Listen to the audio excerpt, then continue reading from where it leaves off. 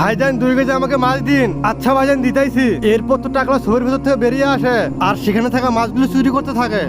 আশ্চর্য বিষয় ভাইজান, এটা কি? ভাইজান এই ছবিটি আমার নিজের হাতে বানিয়েছি আমি। ভাইজান কেন জানি না আমার মন করছে ছবিটি নড়ছে। ভাইজান ছবি আমি এভাবেই বানাই, ছবিটি দেখে মনে হবে আসল মানুষের।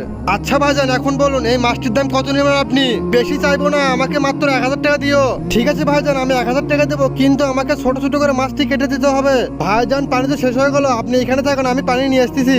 ঠিক আছে ভাইজান। এরপর টাকলা বলে, ওস্তাদ আমরা তো আজকে সব মাছ নিয়ে যাব।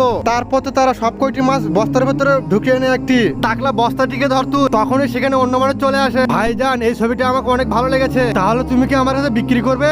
না ভাই সাহেব, তুমি যদি ছবিটি আমার কাছে বিক্রি করো তাহলে তোমাকে 10 লক্ষ টাকা দেবো আমি। তখনই টাকলা বলে, রাজি হয়ে যা, রাজি হয়ে যা। আচ্ছা ঠিক আছে ভাইজান, তাহলে আমাকে টাকা পাঠিয়ে দিন। এরপর তো সে টাকা পাঠিয়ে দেয়। ঠিক আছে ভাইজান, তাহলে আমি গেলাম। আরে আজকে তো হারামখোরকে বোকা বানিয়ে 70 লাখ টাকা আমি নিয়ে নিলাম, 10 লাখ টাকা তাই নিয়ে নিলাম। তার আগে দেখবো কে কে শয়তানকে হারিয়ে আল্লাহকে ভালোবাসে।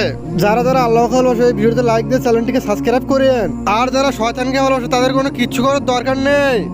এরপর তো দোকানদার সেখানে চলে আসে। আরে আমার মাছ কোথায় গেল? ভাইজান আমার মনে হচ্ছে 2 হারামখোর আমাদেরকে বোকা বানিয়ে চলে গেছে।